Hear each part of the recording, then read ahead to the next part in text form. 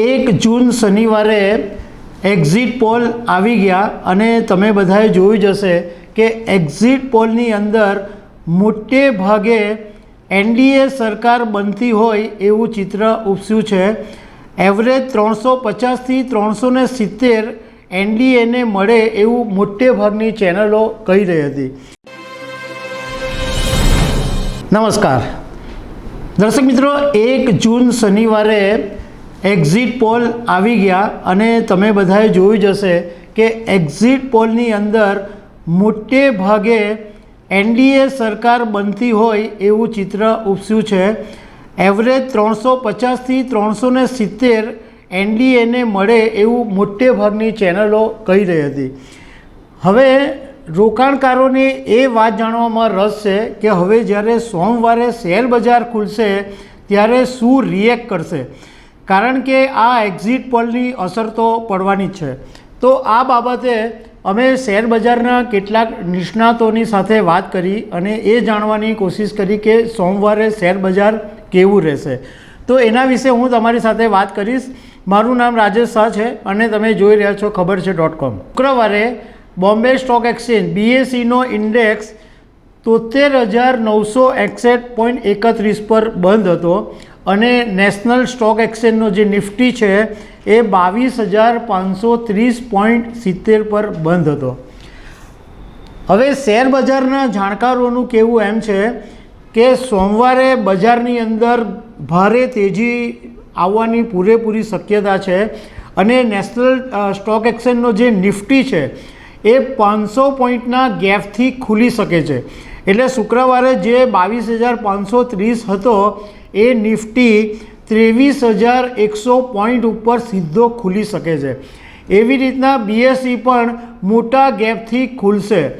હવે શેર બજાર સોમવારે ઉછળવા માટે આ એક્ઝિટ પોલનું એક કારણ તો છે જ, પણ એની સાથે સાથે બીજા પણ કારણો જોડાઈ ગયા છે, જેને કારણે જાણકારો એવું માને છે કે સોમવારે શેર બજારની અંદર ફાટ તેજી જોવા મળી શકે છે।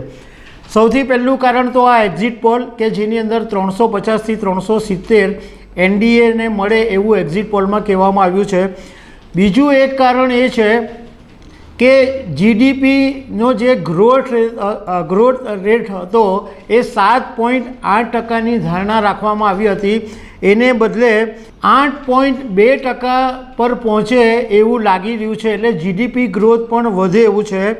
બીજું કે શુક્રવારે ડાઉ જોન્સ જે છે એ 574 પોઈન્ટનો ઉછાળો જોવા મળ્યો અને મે 2024ની અંદર કેન્દ્ર સરકારનું જે જીએસટી કલેક્શન છે એ રેકોર્ડ બ્રેક થયું। 1.73 લાખ કરોડ રૂપિયા જીએસટીમાં સરકારને મળ્યા। એ વાર્ષિક ધોરણે 10% જેટલો ઉછાળો છે। અને બીજું એક મહત્ત્વનું કારણ એ પણ છે કે ચોમાસું આ વખતે સમયસર બેસી ગયું છે અને ચોમાસું સારું રહેવાની હવામાનના લોકોએ માહિતી પણ આપી છે કે આ વખતે ચોમાસું સારું રહેવાનું છે। સૌથી મોટું કારણ આ જે શેર બજારના જાણકારો કહે છે કે સૌથી મોટું કારણ સોમવારે તેજી આવવાનું એ રહેશે કે વિદેશી સંસ્થાકીય રોકાણકારોએ 3 લાખ કોન્ટ્રાક્ટ માથે વેચેલા છે અને ઘણા બધા લોકોએ જે શેરો માથે વેચેલા છે આ બધાએ સોમવારે ફરજિયાત કવર કરવા માટે દોડશે। એટલે માથે સેલ કર્યું છે તો વેચાણ કરેલું છે તો એના માટે ખરીદવા માટે જવું પડશે। એટલે સવારે ખુલતાની સાથે આ બધા ખરીદવા માટે દોડશે। એટલે શેર બજાર બહુ મોટા ગેપથી ખુલી શકે છે। શેર બજારના એક જાણકારે અમને એવું કીધું કે 4 જૂને પરિણામો આવશે, એ પછી ચિત્ર એક્ઝેક્ટલી ક્લિયર થશે, પરંતુ આવતીકાલથી માંડીને એક સપ્તાહ સુધી લગભગ 20% જેટલો ઉછાળો શેર બજારમાં જોવા મળી શકે છે।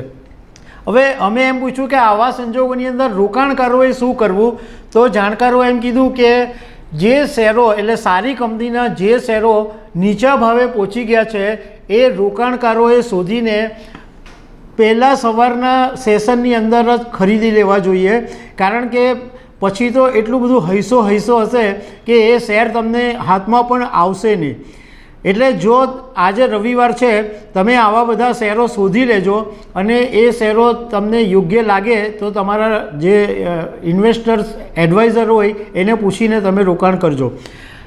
દર્શક મિત્રો, એક બાબતની અમે અહીંયા સ્પષ્ટતા કરી દેવા માંગીએ છીએ કે આ એક ન્યૂઝ છે અને એ તમારી સાથે શેર કરવા જરૂરી હતા. બાકી શેર બજારમાં રોકાણ કરતી વખતે તમારા સલાહકારની સલાહ મુજબ જ રોકાણ કરવું જરૂરી છે. તો દર્શક મિત્રો, આવી અનેક વાતો સાથે અમે તમને મળતા રહીશું. Thank you very much.